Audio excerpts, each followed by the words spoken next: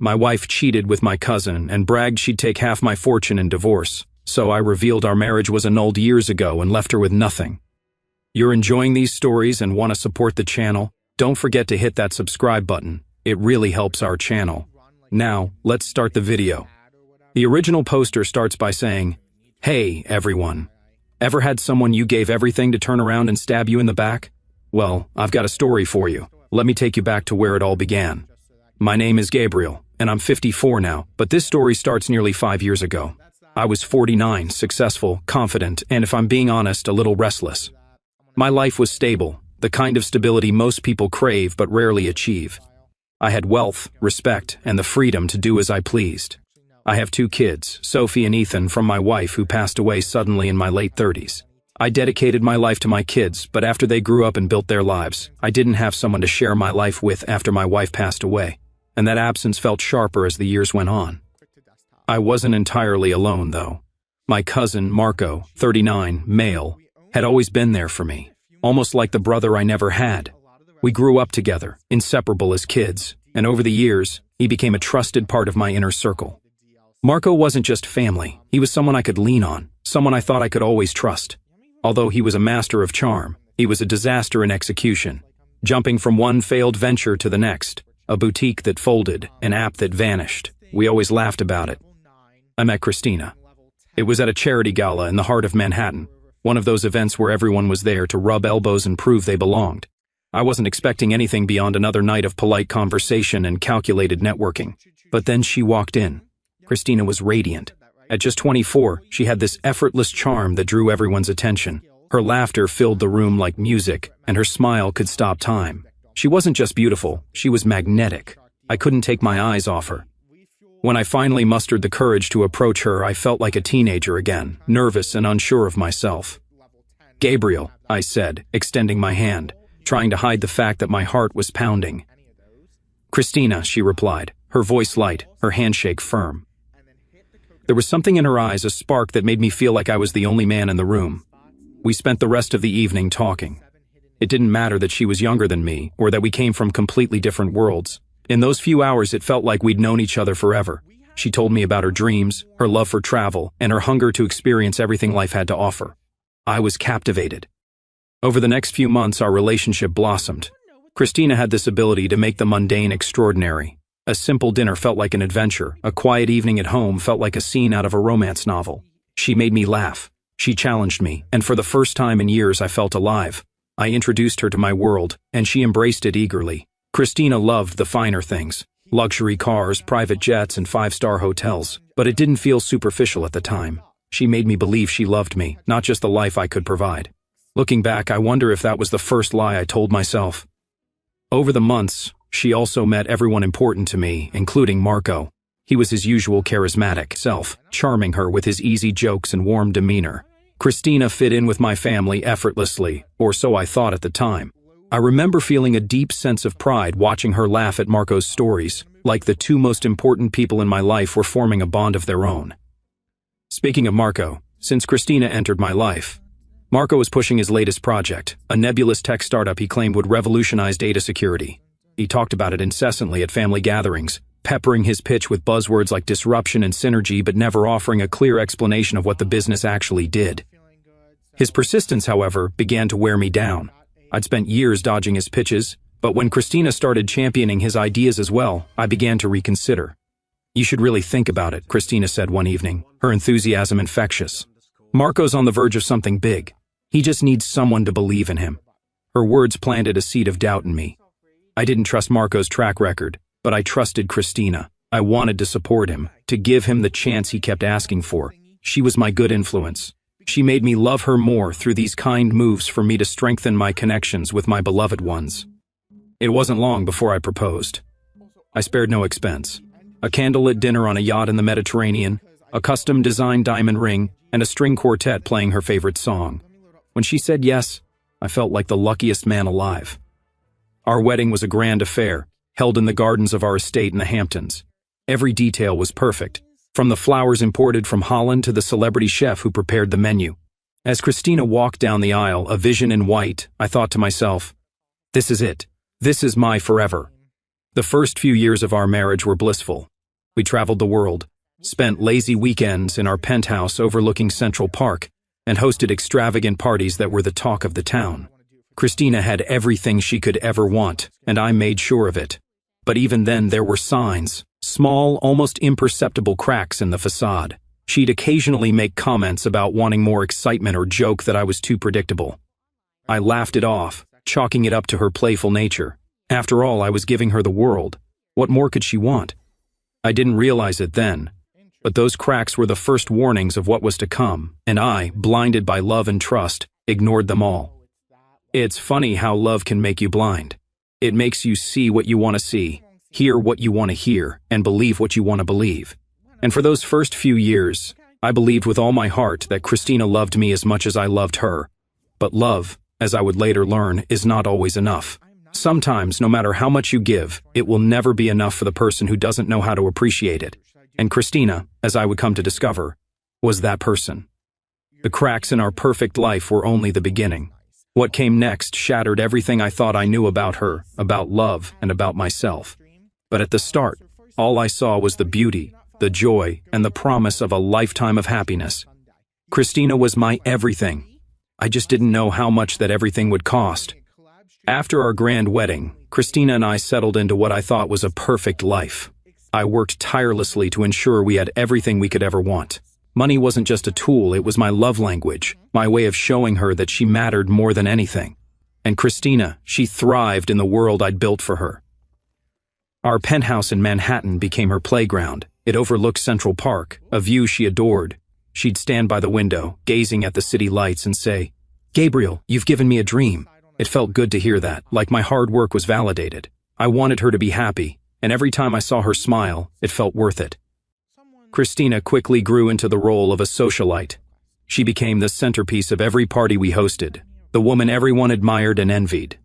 My world became hers, and I was happy to let her take the spotlight. We traveled endlessly. Weekends in the Hamptons, summers on the French Riviera, winters in Aspen. Her favorite destination was La Romana in the Dominican Republic. She loved the exclusivity, the private villas, the turquoise waters. For years, it felt like we were living a fairy tale, but even fairy tales have shadows. The first signs of trouble were subtle, almost too small to notice. Christina had always been outgoing, but over time, her nights out became more frequent. At first, it was with friends from the charity circles, people I knew and trusted. But gradually, new names began to pop up.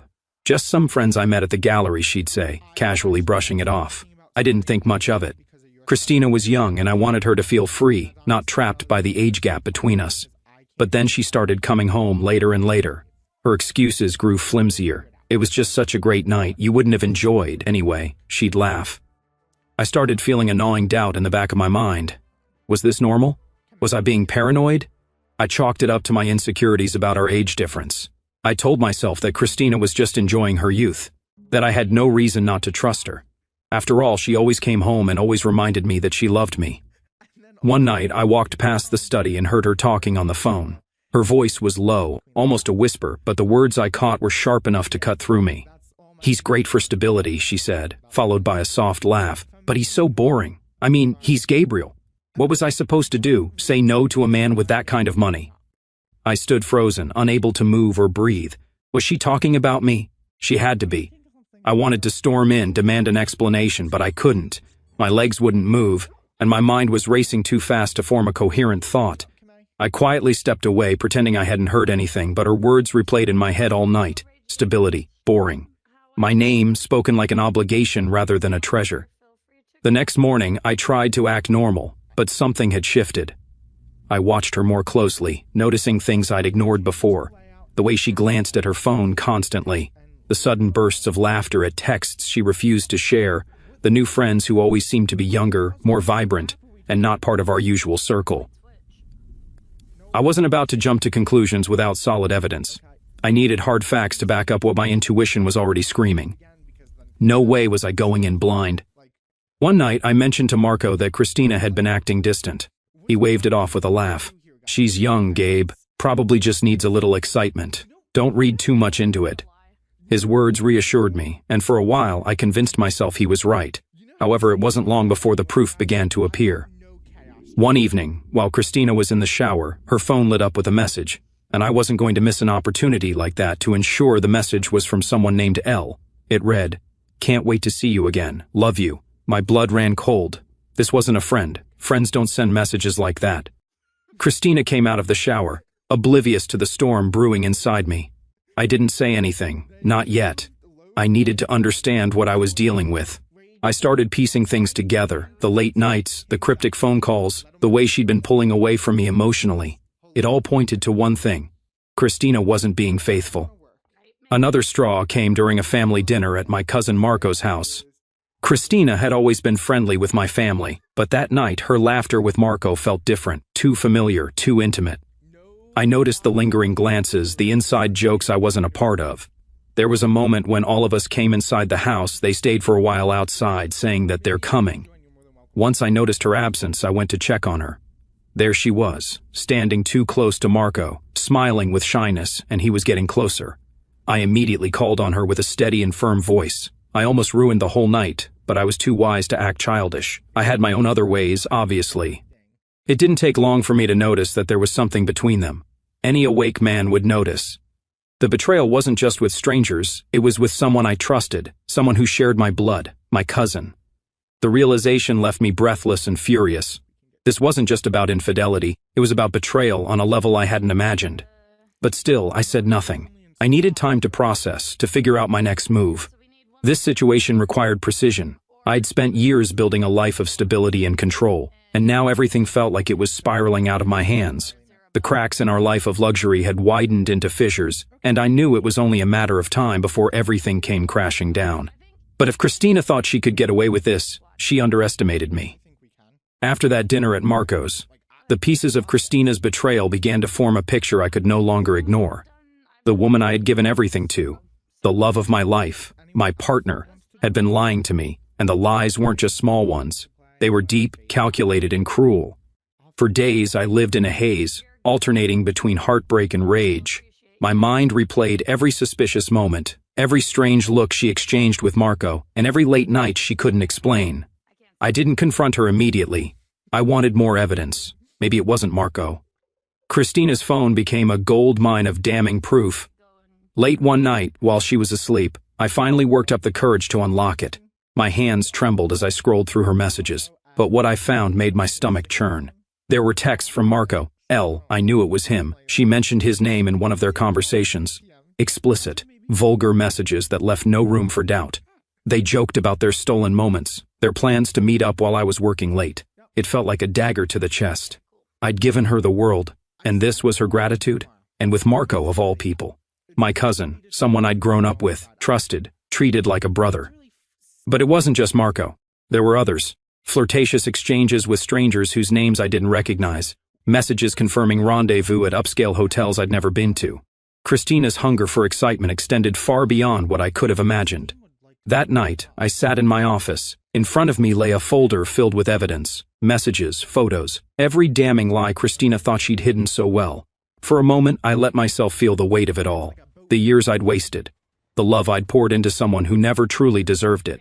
I exhaled, slow and deliberate, then slid the folder into the safe. Not yet. Confronting her now would be satisfying. Oh, it'd feel good to see her squirm, but it wouldn't be enough. I needed precision, strategy. I needed to dismantle her life the way she tried to dismantle mine, carefully, deliberately, and with no room for recovery. Just as I was closing the safe, my phone buzzed on the desk. It was Charles, my oldest friend. He wanted me to come to dinner. My first instinct was to decline. After all, what was the point? For so long, I'd wrapped myself in a cocoon of work, home, and Christina, shutting out everything and everyone else. But something stopped me. Maybe it was exhaustion, or maybe it was the faint whisper of a life I used to have, one filled with people who genuinely cared about me. Over the next few weeks, I moved methodically.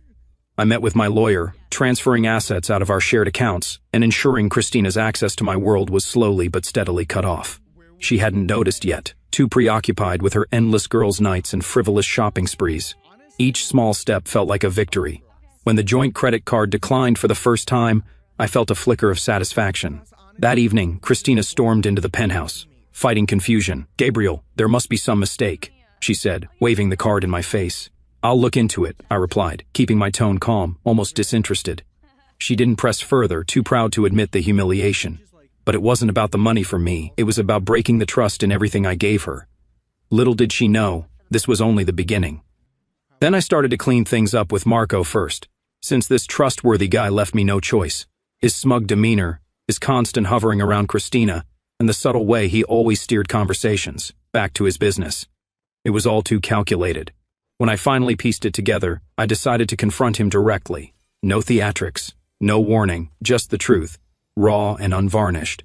I called him to my office one evening. He walked in, all false confidence and casual arrogance. "What's up, cousin?" he said, easing into the chair across from me like we were just catching up over coffee. I didn't waste time. "Cut the act, Marco. I know what you've been doing." He froze for half a second, just long enough for me to see the flicker of guilt in his eyes. "What are you talking about?" "You and Christina," I said, leaning forward. "The late-night chats, the secret meetings, the way you've been using her to push your business agenda. Do you think I'm blind?" Marco smirked, a defense mechanism I'd seen him use 100 times. "Come on, Gabriel, you're reading too much into this. Christina's just been supportive of my work. She knows how much I've been struggling to get investors, and she thought you might—" "She thought I might what?" I interrupted, my voice like ice. "Invest in your scam because she asked me to? Because she warmed me up to the idea while you were what? Sharing secrets? Sharing more?" Marco's smirk disappeared, replaced by a forced calm. "You're making it sound like— Don't insult me by playing dumb, Marco," I snapped. "You've been working this angle for months using my wife, to line your pockets. What kind of man does that to his own family?" He shifted uncomfortably in his seat. "You're overreacting," he said, but the tremor in his voice betrayed him. "Christina and we've just been talking, Gabriel. That's it." "Talking? Then why does she have your name saved in her phone under a code? Why do I have messages from her saying she'll make sure I see the value in your garbage startup?" Marco's face flushed, his composure cracking. "Look, I didn't mean for this to—" "You didn't mean for this to what?" I demanded, standing now, my fists clenched at my sides. "To blow up in your face? To get caught? You think I don't know what kind of man you are? You think I don't see how you've been manipulating her and trying to manipulate me?" He stood too, trying to save face. "You've got it all wrong, Gabriel," he said, his voice rising. "Christina came to me. She's the one who—" "Don't you dare try to blame her," I said, cutting him off. "She's guilty, yes, but your family. You knew exactly what you were doing, and you did it anyway." For a moment, we stared at each other, the air between us heavy with years of shared history, now shattered by betrayal. "You're going to regret this," he said, his tone laced with a hollow threat. "No, Marco," I replied coldly. "The only one who's going to regret this is you. And by the time I'm done, there won't be a single person willing to touch your business or your name." Marco stormed out, slamming the door behind him, but his anger didn't faze me. If anything, it only fueled my resolve. I knew the next confrontation would be even harder, but I wasn't going to back down. Now for Christina. She had built a web of lies, and I wasn't about to walk into it blindly. I needed to think this through. If she thought I was going to crumble, she was wrong. I had one advantage she didn't realize. I'd been planning for this moment long before it even happened. The annulment papers sat in my office safe, untouched since the day I signed them nearly a decade earlier. I'd had them drawn up during our honeymoon in La Romana, back when I was still in the honeymoon phase, literally and figuratively. It wasn't because I didn't trust Christina back then. It was because I knew the risks of being a man in my position. Wealth attracts people, and not all of them have pure intentions. I told myself the annulment was a worst-case scenario I'd never have to use, but now it felt like my saving grace. Guess what? Little did Christina know that we weren't legally married. She thought she'd secured herself a lifelong claim to everything I owned. That was her first mistake. I'd waited for the perfect moment. Quiet, private, where she couldn't run or deflect. Dinner in the penthouse was just the opportunity I needed. I set the table myself and pretended to be the man she thought she could still manipulate. But underneath it all, I was calm, calculating. Every word I said, every look I gave, was part of the plan. Christina thought she held the cards. She was about to find out just how wrong she was. Christina looked stunning, as always. Her makeup flawless, her smile radiant. She had no idea what was coming. "I ran into Marco today," I said casually, cutting into my steak. Her fork paused mid-air. "Oh, how's he doing?" "Fine," I said, locking eyes with her. "He mentioned you, said you two have been spending some time together." She forced a laugh. "Oh, come on, Gabriel, Marco and I? Don't be ridiculous. He's family. Exactly, I said, my voice cold, which is why I find it disgusting. Her smile faded completely. What are you talking about? I leaned back in my chair, staring at her. I know Christina. I know about Marco. I know about the others. Don't play dumb. I've seen the messages. Her face turned pale, and for the first time, she was at a loss for words. I don't know what you're talking about, she stammered. Save it, I shouted, my voice rising. Do you think I'm stupid? Do you think I haven't noticed the late nights, the lies, the way you act around him? You've been using me, Christina. All this time I've been nothing but a paycheck to you. She tried to deny it, but her voice cracked, and tears welled up in her eyes. It wasn't supposed to be like this, she whispered, finally dropping the act. I didn't mean for it to happen. A predictable display of crocodile tears. You didn't mean for it to happen? I laughed bitterly. So what did you mean to happen? To bleed me dry until you found your next victim? Her silence spoke volumes. She knew she'd been caught and there was no way out. But instead of apologizing, she turned defensive. You're not perfect, Gabriel. You're boring, predictable. Do you know how it feels to be married to someone who cares more about work than me? Her words stung, but I didn't let them show. I cared about you more than anything. I offered you everything you'd ever dreamed about, I said coldly, and you threw it all away. I hope Marco was worth it because you'll be leaving this marriage with nothing. She looked confused, her tears stopping for a moment. What do you mean? I smiled then, a small, cruel smile. I mean, we were never married, Christina, legally anyway. I annulled the marriage 4 months after our wedding, so technically, you've been nothing more than a very expensive girlfriend. Her face crumpled as the weight of my words sank in. You're lying, she whispered, shaking her head. Am I? I said, pulling the annulment papers from my briefcase and sliding them across the table. See for yourself. She was absolutely shocked. How did this happen? When? Remember La Romana? I asked, my voice cold and deliberate. While you were sipping cocktails and enjoying yourself like a fool, you were already divorced and didn't even know it. She grabbed the papers with trembling hands, her eyes scanning the text. When she looked back at me, her expression was a mix of shock, anger, and despair. You bastard, she spat. No, Christina, I said, standing up, that's you, and now we're done.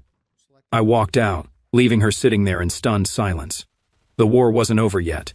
The fallout of her betrayal was just beginning. Christina's screams echoed in the penthouse as I closed the door behind me. I didn't care.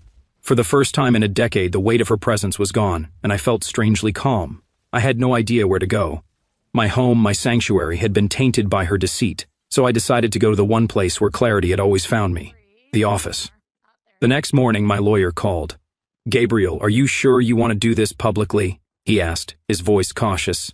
We can keep it quiet, settle everything behind closed doors. No, I said firmly. She doesn't deserve quiet. I want her to feel the consequences, and consequences she felt. The annulment papers were just the beginning.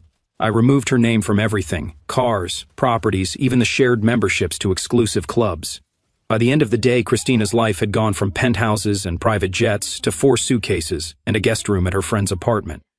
Within days, she was calling me incessantly, leaving voicemails that ranged from tearful apologies to outright threats. You can't do this to me, Gabriel, she sobbed in one message. I gave you the best years of my life, loved you. I laughed bitterly, deleting the voicemail. The best years of her life? Maybe, but she'd spent those years siphoning everything she could from me while chasing her thrills behind my back. Love didn't even enter the equation. What, was she waiting for me to die and live happily ever after with my cousin using my money? The more desperate she became, the more I realized how much power I had taken back. But the fallout wasn't just financial.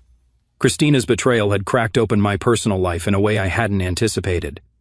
Friends and acquaintances began whispering. Some pitied me, while others saw an opportunity to get closer now that she was gone. It was exhausting sorting out who genuinely cared and who was just curious about the scandal. I thought, to get through this, I had to make things clear to everyone. So, the first step in moving forward was confronting the ties I had yet to sever. Despite the annulment, there were still lingering threads, shared acquaintances, unresolved financial entanglements, and the looming question of Marco. Christina might have been legally powerless, but socially, she was still trying to manipulate the narrative. I decided it was time to put an end to that. I started by calling a family meeting, including my kids, something I rarely did. My family had always been complicated, tight-knit but riddled with its own politics. Marco, however, had crossed a line that couldn't be ignored. When everyone gathered at my home in the Hamptons, the tension was palpable. Marco arrived late, his usual bravado noticeably absent. He avoided my gaze as I stood at the head of the room, addressing the family. "I've called you all here because there's been a betrayal," I began, my voice steady. "One that involves not just my personal life, but the integrity of this family." The room fell silent. I laid out the facts: Christina's infidelity, Marco's involvement, the evidence I'd uncovered. Gasps rippled through the group as I showed screenshots of the messages, cold, hard proof of their deception. Marco tried to interject, but I silenced him with a glare. "You've not only betrayed me," I said, my voice firm, "but you've brought shame to this family. Effective immediately, you are no longer welcome in my life, my home, or my business. Consider this your formal exile." The room was stunned. Marco stammered, trying to defend himself, but the damage was done. One by one, family members turned their backs on him, disgusted by his actions. By the time the meeting ended, Marco was effectively cut off from the family, just as I had planned.